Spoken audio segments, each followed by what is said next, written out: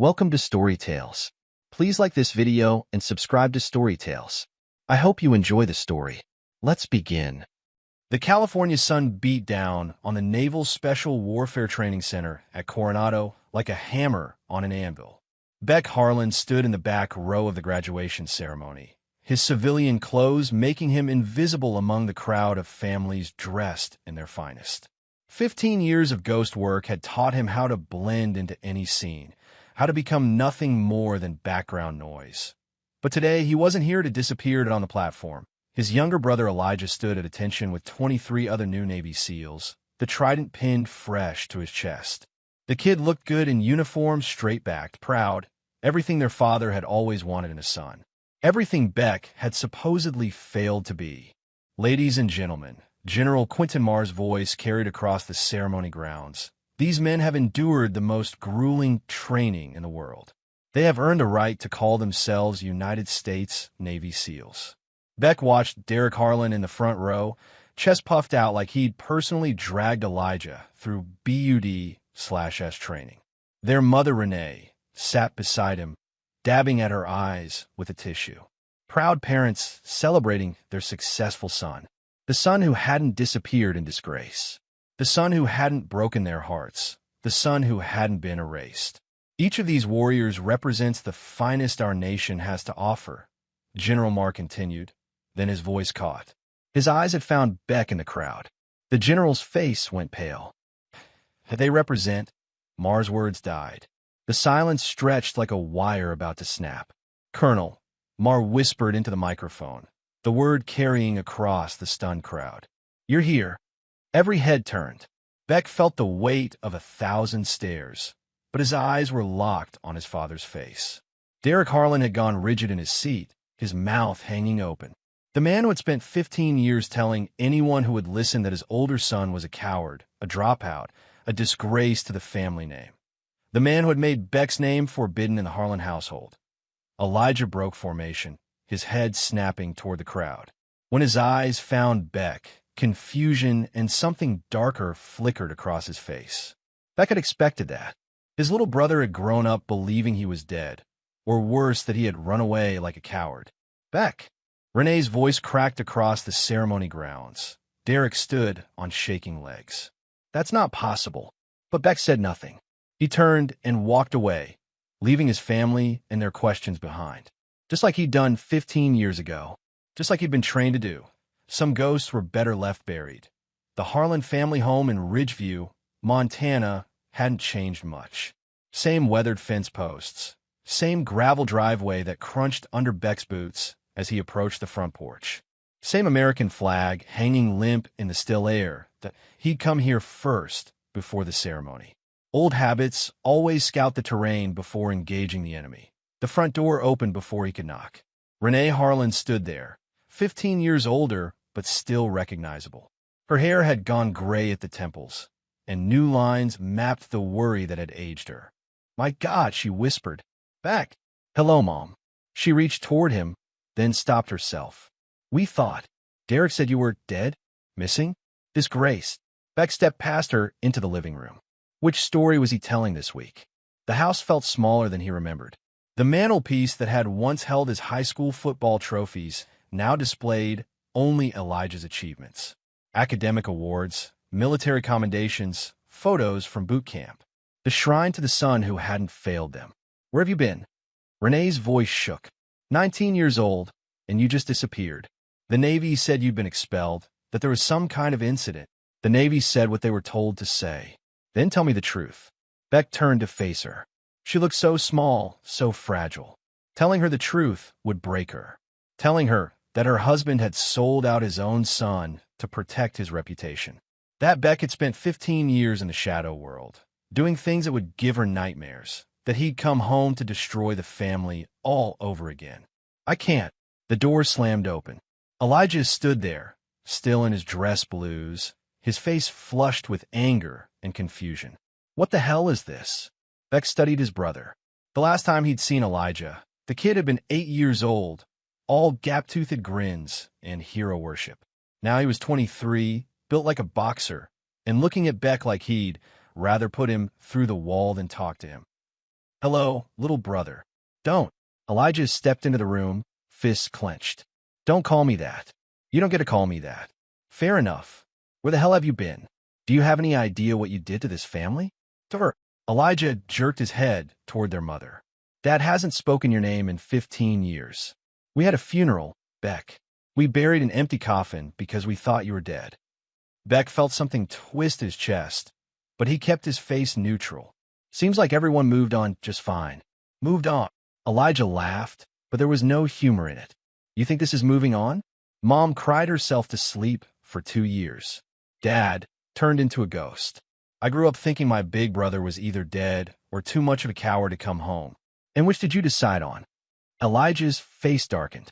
After today, after that general called you colonel, I don't know what the hell to think. Beck looked around the room again. No photos of him. No mention of his existence. As if he'd been surgically removed from the family history. Maybe it's better if you keep thinking I'm dead. Beck, please. Renee stepped between them. Just tell us where you've been. What happened at the Naval Academy? Why did you leave?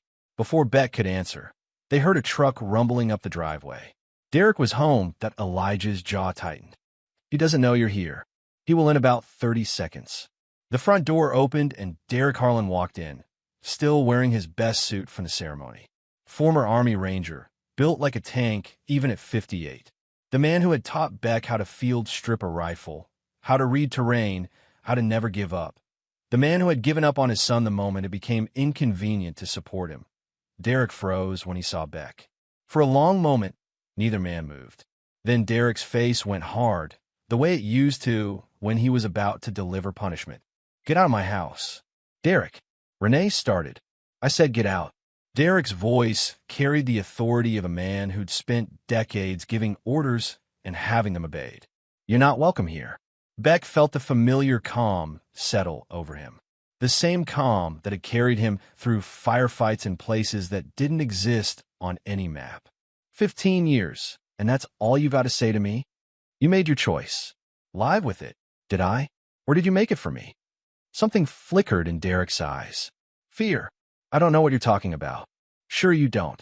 Elijah looked between them, confusion written across his face. What's going on here? What aren't you telling me? Derek stepped closer to Beck, his voice dropping low.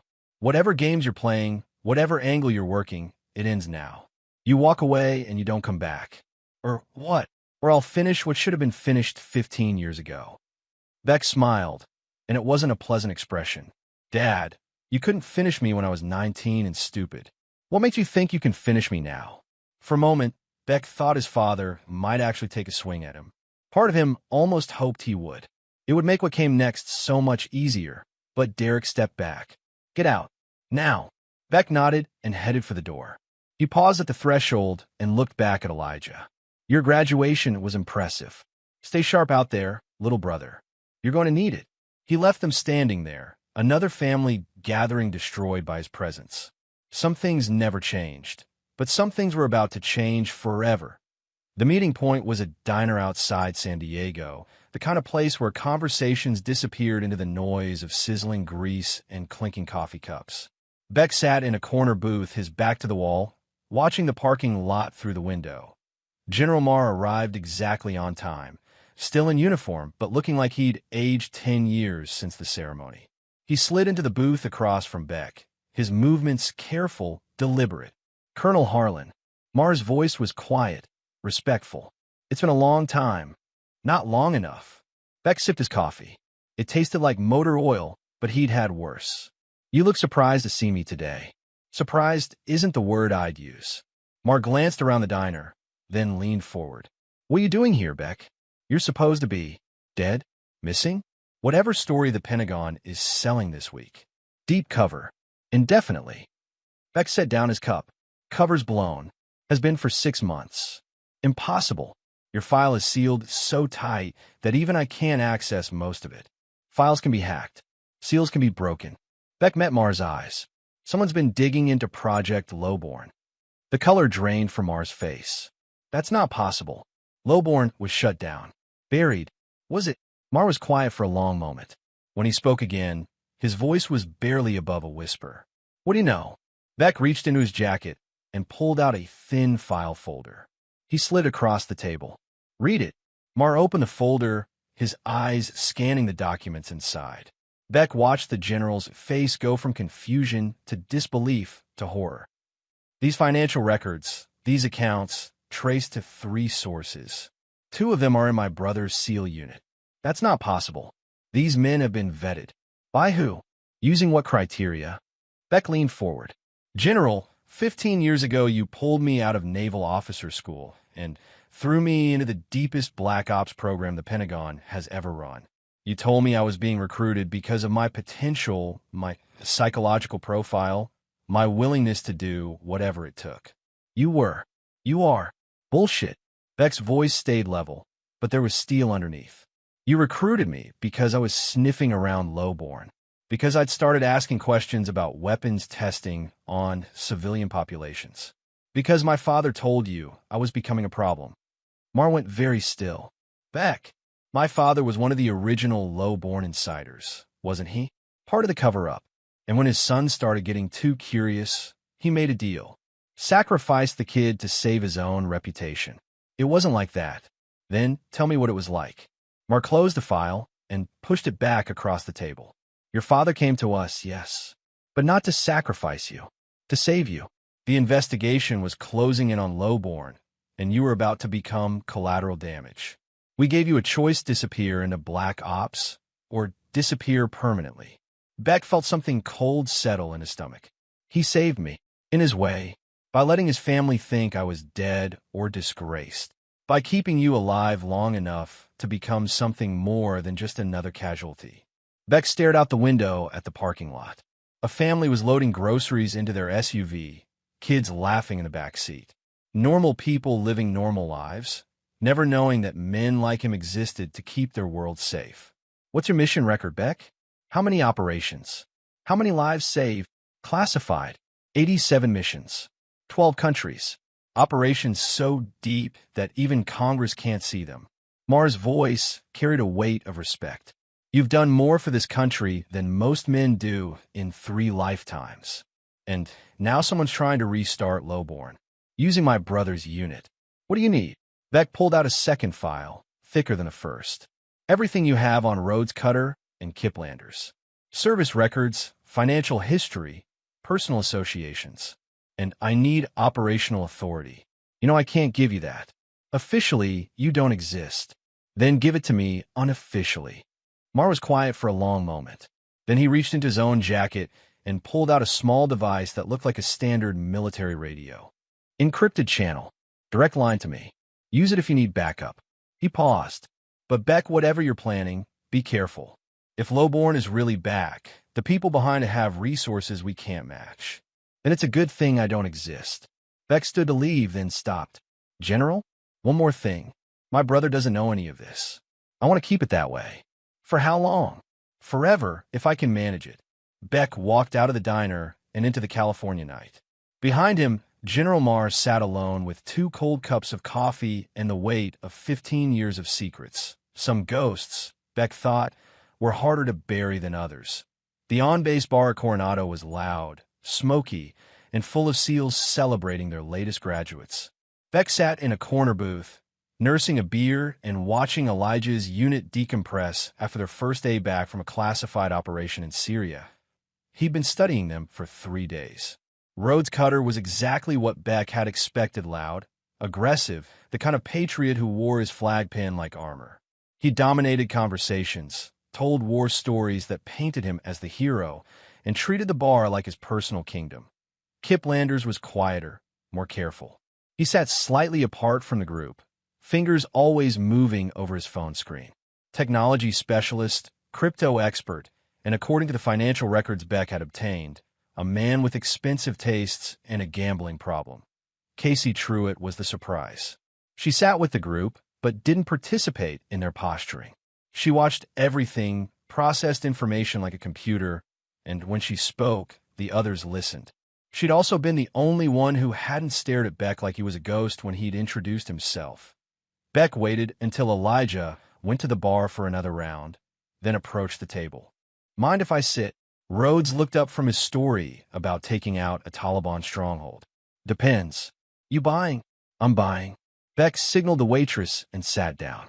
Up close, Rhodes was even more intimidating 6'4", built like a linebacker, with scars that suggested he'd seen serious action.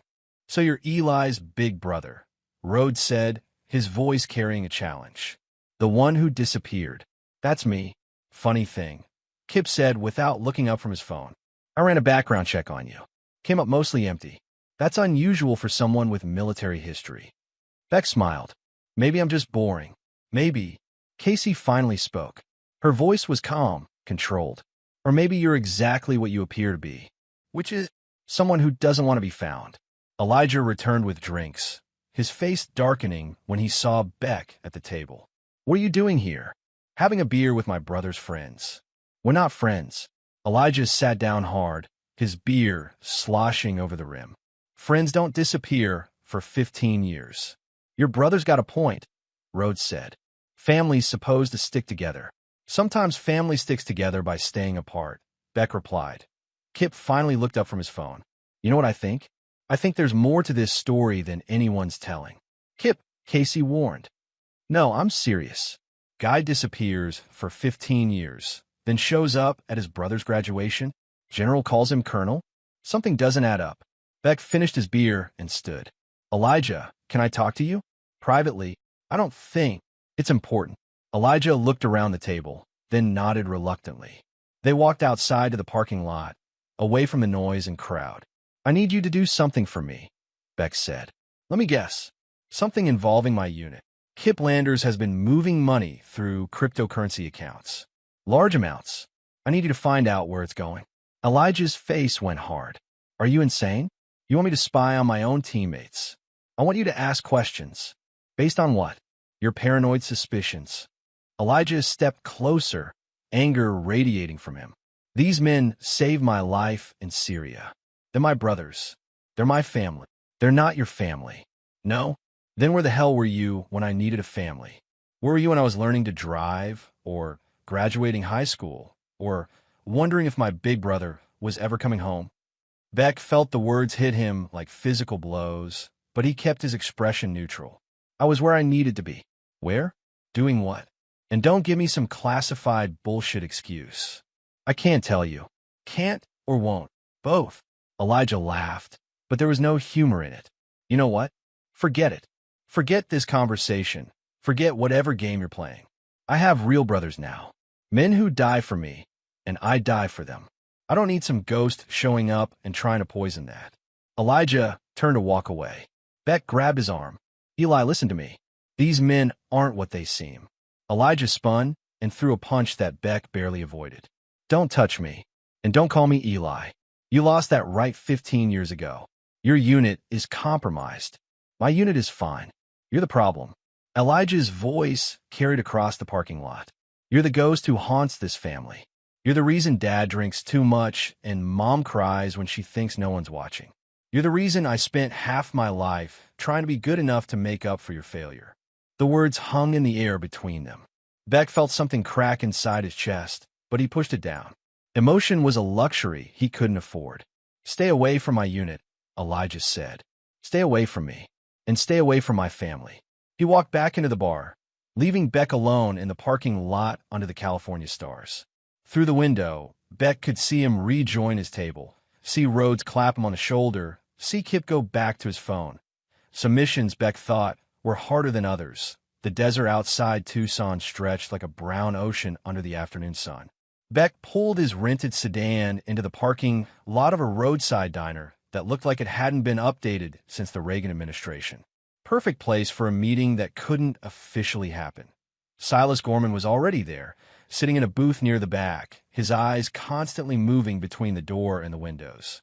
5 years older than Beck, but he looked like he'd aged 20. Burn scars covered the left side of his face, and his hands shook slightly as he lifted his coffee cup. You look like hell, Silas. Feel worse. Silas's voice was rough, damaged by smoke inhalation from an IED blast in Afghanistan. Wasn't sure you'd come. Wasn't sure you'd still be alive. Beck sat down across from his former teammate. They'd served together for 3 years in the deepest black ops unit the Pentagon had ever created. Officially, their unit didn't exist. Unofficially, they'd prevented 2 terrorist attacks on American soil and stopped a bioweapon from reaching the market. Then Silas had been burned, his cover blown, his identity compromised, his usefulness ended. Beckett thought he was dead. What happened to you? Same thing that'll happen to you if you keep digging into Lowborn. Silas reached into his jacket and pulled out a thick envelope. That's everything I could get without getting killed. Financial records, shipping manifests, communication intercepts. Beck opened the envelope and scanned the documents. His blood went cold. These accounts, they're active. Lowborn never shut down. It went private. Military contractors, foreign buyers, people with money and no conscience. And someone in my brother's unit is feeding them information. Not just information. Test results. Silas leaned forward, his voice dropping to a whisper. They're testing on civilian populations again. Chemical weapons, biological agents, experimental drugs. Everything Lowborn was supposed to have destroyed. Beck felt anger building in his chest like a pressure cooker. Where? Syria, Afghanistan, Yemen. Places where dead civilians don't make the news. Silas pointed to one of the documents. These shipping records show weapons-grade chemicals moving through a network of shell companies. The money trail leads back to accounts controlled by Kip Landers and Rhodes Cutter. How do you know all this? Because I've been tracking them for 2 years. Ever since they tried to kill me in Prague. Beck looked up from the documents. They tried to kill you. Car bomb. Would have worked too if I hadn't gotten paranoid and changed my route. Silas pulled up his shirt, revealing a massive scar across his abdomen. Shrapnel got me anyway. Spent 6 months in a hospital. Another year learning to walk again. Why didn't you contact me? Because I thought you were dead. Official records show you died in a training accident 3 years ago.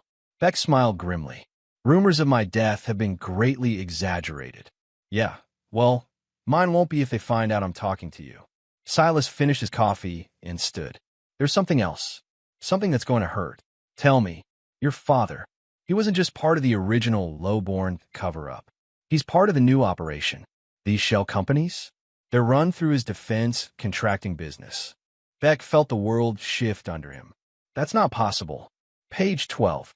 Bank records showing payments from Harlan Defense Solutions to 3 of the chemical suppliers. Beck flipped to page 12. There it was in black and white. His father's signature on authorization forms. His father's company funding weapons that would be tested on innocent people.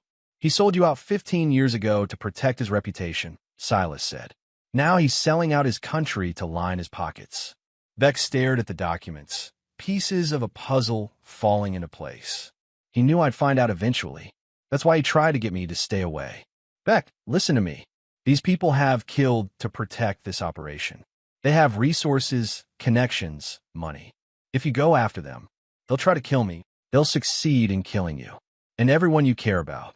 Beck folded the documents and put them back in the envelope. Let them try. Don't be stupid. This isn't some terrorist cell in Afghanistan. These are Americans. Military personnel. Government contractors. They have legitimacy, cover stories, plausible deniability. They also have a weakness. Which is... Beck stood and headed for the door. They think I'm dead. He left Silas, sitting in the diner with a check and a worried expression. Outside, the desert heat hit him like a wall, but Beck barely noticed. His mind was already working, planning, calculating odds and angles. His father had betrayed him twice. His brother's unit was compromised. People were dying because of weapons that should never have existed. But Beck had spent 15 years learning how to be a ghost. Time to remind people why ghosts were dangerous. The remote SEAL training facility sat on 50 acres of scrubland an hour north of San Diego. Beck had been watching it for 2 days, learning the patterns, the schedules, the blind spots in the security camera. At 2,300 hours, Kip Landers arrived alone. Beck followed him through the facility's perimeter, staying in the shadows, moving like he'd been taught in a dozen different countries. Kip moved with purpose, heading toward the communications building where secure servers held classified operational data. Beck watched through night vision goggles as Kip bypassed the security system with the ease of someone who'd done it before. The man was good professional, careful, paranoid about leaving traces, but not paranoid enough. Beck waited until Kip was inside, then moved to the building's rear entrance. The lock was military-grade, but Beck had been breaking military-grade locks since before Kip learned to tie his shoes. Inside, the building was dark except for the glow from computer screens. Beck could hear Kip working in the main server room, the soft click of keys on keyboard. He crept closer, staying low, using the server towers for cover. Through a gap between servers, Beck could see Kip transferring files to an external drive. Classified mission reports, weapon specifications, personnel files. Everything someone would need to restart Project Lowborn. Beck moved closer, drawing his sidearm. Step away from the computer. Kip spun, his hand moving toward his own weapon. Who the hell? His eyes went wide when he recognized Beck. Oh shit, keep your hands where I can see them. You don't understand what you're dealing with here. Enlighten me. Kip's eyes darted toward the door, calculating distances. This is bigger than you think. Bigger than both of us. The external drive. Slide it across the floor. Kip hesitated, then reached for the drive. Beck saw the movement a second too late. Kip wasn't reaching for the drive. He was reaching for a backup weapon taped under the desk. Beck dove left as Kip's shot sparked off the server tower behind him. He rolled, came up firing, but Kip was already moving, using the servers for cover. Rhodes, Kip shouted into a radio. We got a problem. Footsteps thundered outside the building. Backup was coming. Beck grabbed the external drive and headed for the rear exit, but Rhodes' cutter burst through the front door, assault rifle ready. Well, Rhodes said, his voice carrying across the server room. If it isn't the ghost, brother. Beck stayed behind cover, counting angles and exits. Hello, Rhodes. You know, I was wondering when you'd show up. Kip said someone was sniffing around our operation. What operation would that be? Rhodes laughed. Come on, Colonel. We both know why you're here. Question is, what are you going to do about it? Beck heard more footsteps outside. 3 men, maybe 4.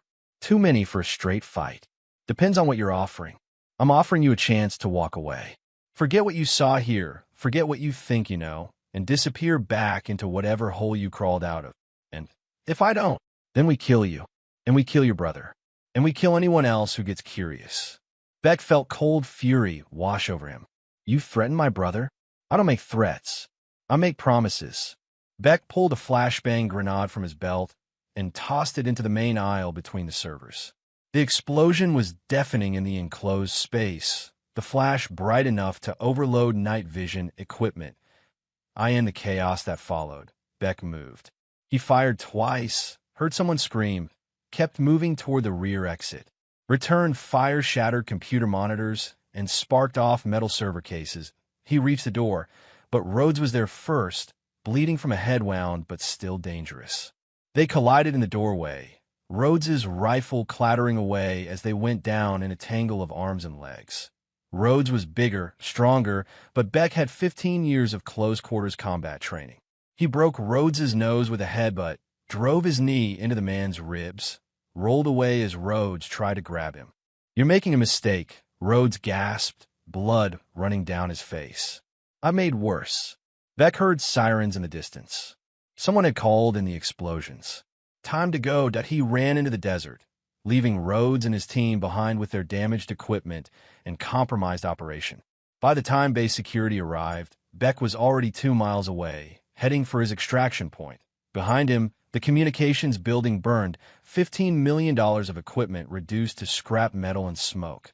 But Beck had what he'd come for: the external drive, and proof that his brother's unit was dirty. The hard part would be convincing Elijah before it was too late. The abandoned military airfield in Nevada had been closed since the Cold War, leaving behind cracked runways and rusted hangar buildings that stretched like tombstones across the desert floor. Perfect place for a trap. Beck stood in the main hangar, checking his equipment one more time. Explosives, communication gear, weapons. Everything he needed to end Project Lowborn permanently. This is insane, Elijah said from across the hangar. You're talking about taking on our own people. They stopped being our people the moment they started selling weapons to terrorists. Beck had found Elijah at a bar in San Diego 2 days after the raid on the communications building. His brother had been drunk, angry, and finally ready to listen. The evidence Beck presented financial records, shipping manifests, surveillance photos had been impossible to ignore. Kiplanders had disappeared. Rhodes Cutter was in military custody, claiming he'd been investigating Beck on suspicion of espionage. The official story was that Beck was a rogue operative who'd gone off the reservation. The unofficial story was that Beck had blown the cover off the biggest military scandal since Abu Ghraib. How do we know this trap will work? Casey Truitt asked.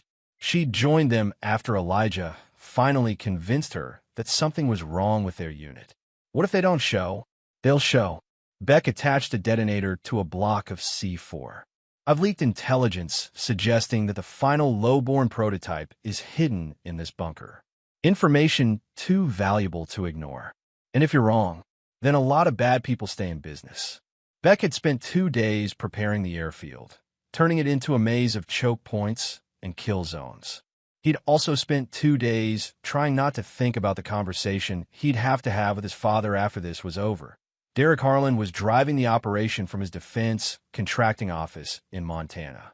The man who'd taught Beck about honor and duty had sold both for money and power.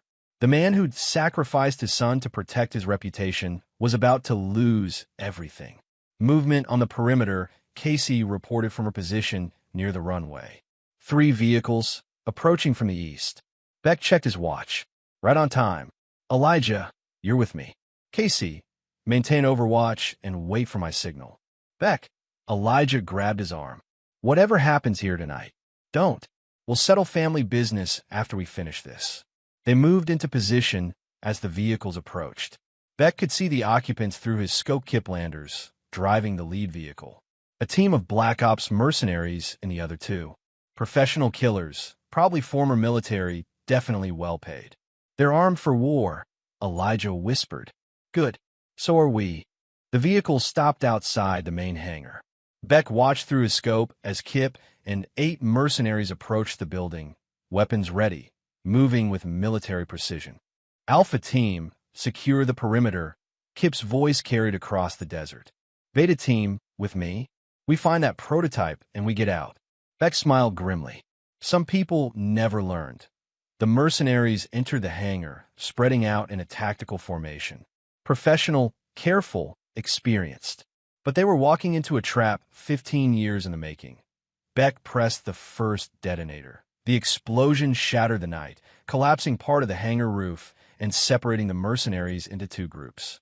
In the confusion that followed, Casey's rifle spoke from the shadows, dropping 2 men before they could take cover.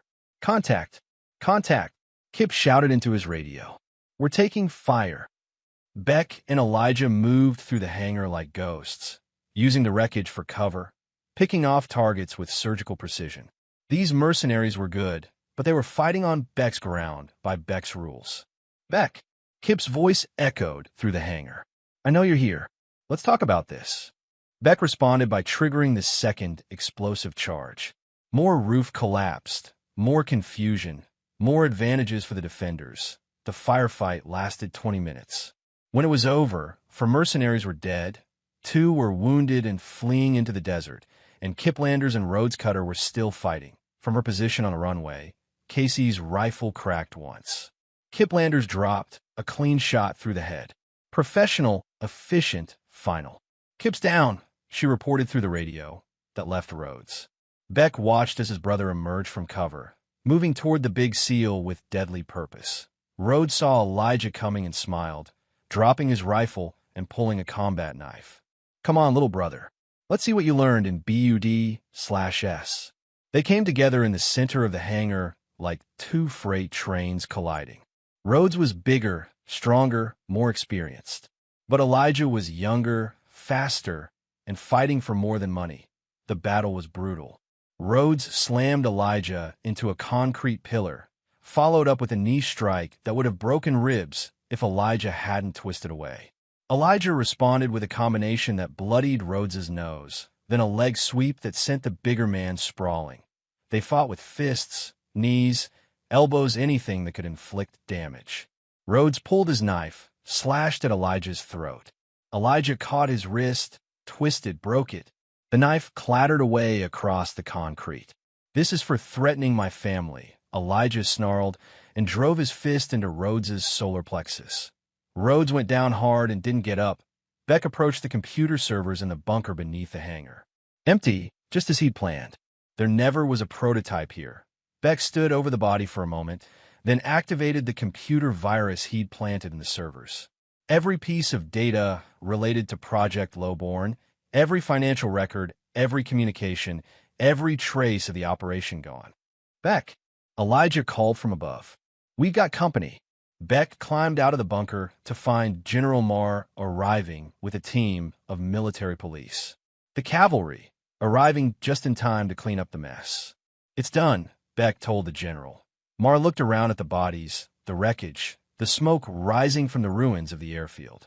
"The Pentagon wants a full briefing. They'll get one, after I finish something else."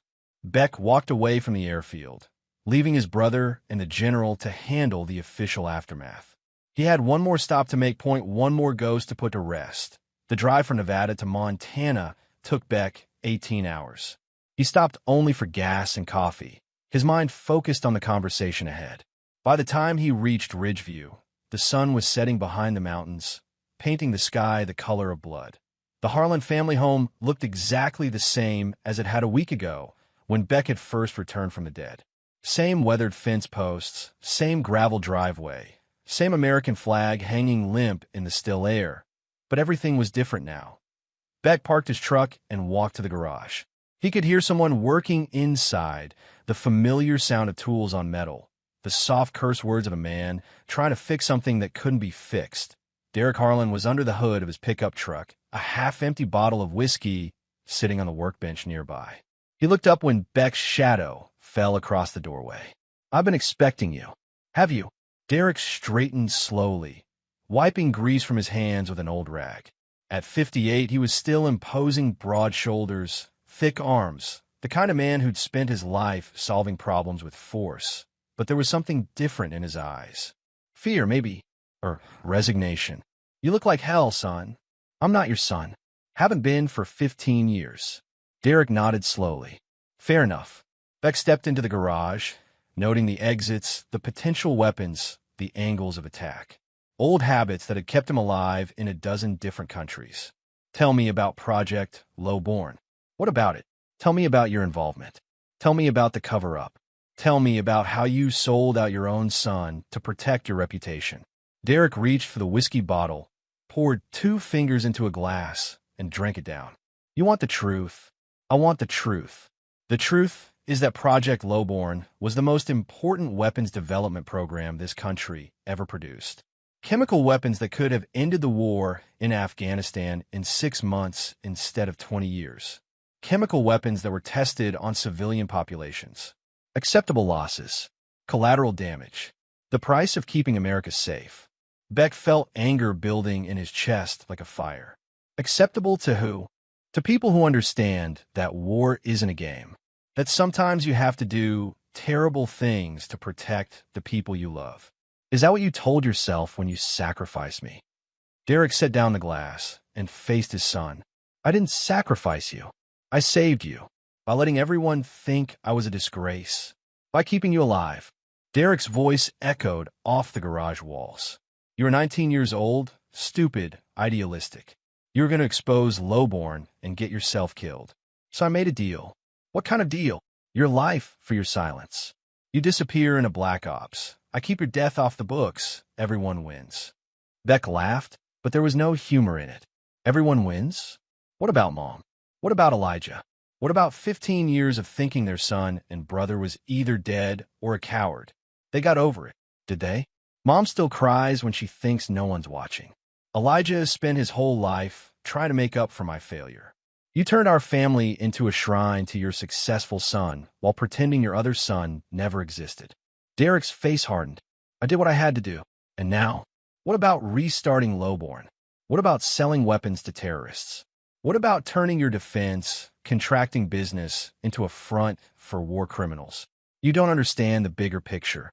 Then explain it to me." Derek reached for the whiskey bottle again, but Beck knocked it out of his hand. It shattered against the concrete floor, filling the garage with the smell of alcohol and broken glass. "The bigger picture," Derek said slowly, is that this country is under attack, not from foreign enemies from our own government. Politicians who've forgotten what it means to be strong. Military leaders who care more about political correctness than winning wars. So you decided to go into business for yourself. I decided to work with people who understand that strength is the only thing that matters.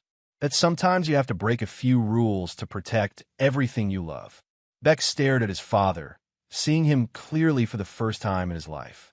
Not the war hero he'd idolized as a child. Not the loving father who'd taught him right from wrong. Just a bitter old man who'd convinced himself that his greed was patriotism. You're under arrest for treason, conspiracy, and war crimes. Derek laughed. Arrested by who? You? You don't exist, remember? You're a ghost. Beck pulled out his phone and played a recording. Derek's voice filled the garage, clear and unmistakable, discussing weapons shipments and payment schedules with known terrorists. You've been wearing a wire for the past hour, Beck said. Every word recorded, every admission documented. The color drained from Derek's face. You son of a bitch. I learned from the best. You used my silence to build your name. Now I'm here to bury it.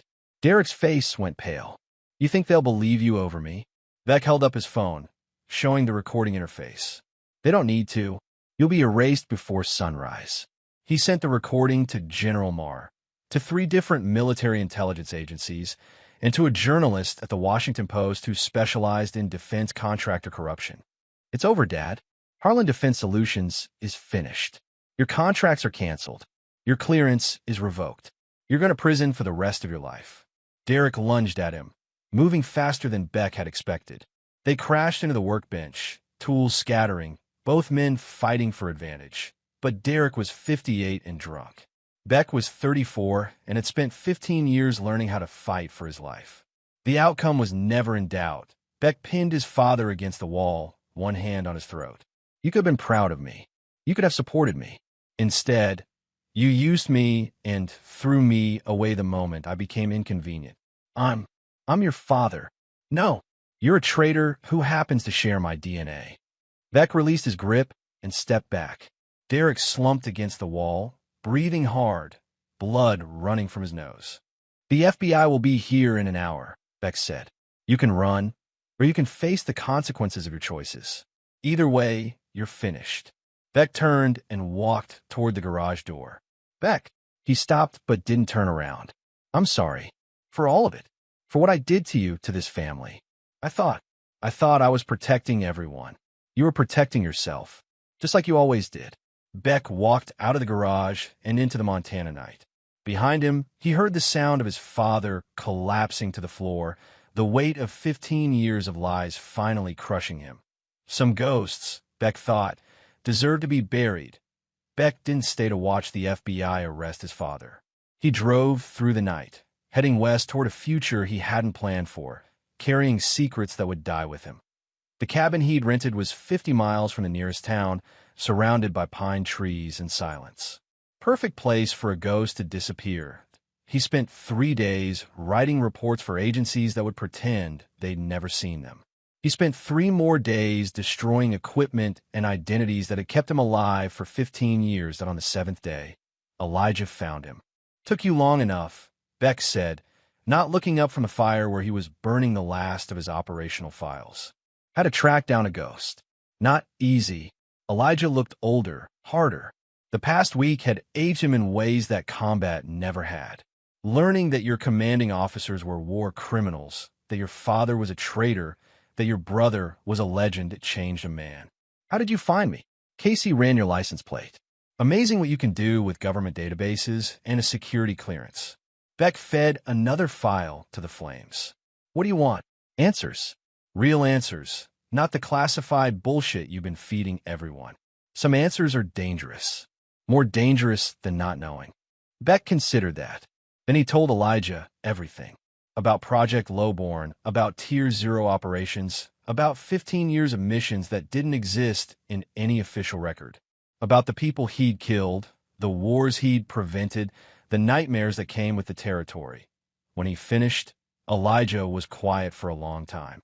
87 missions, give or take. How many people did you kill? Enough. Do you regret any of it? Beck thought about that. I regret that it was necessary. I don't regret doing it.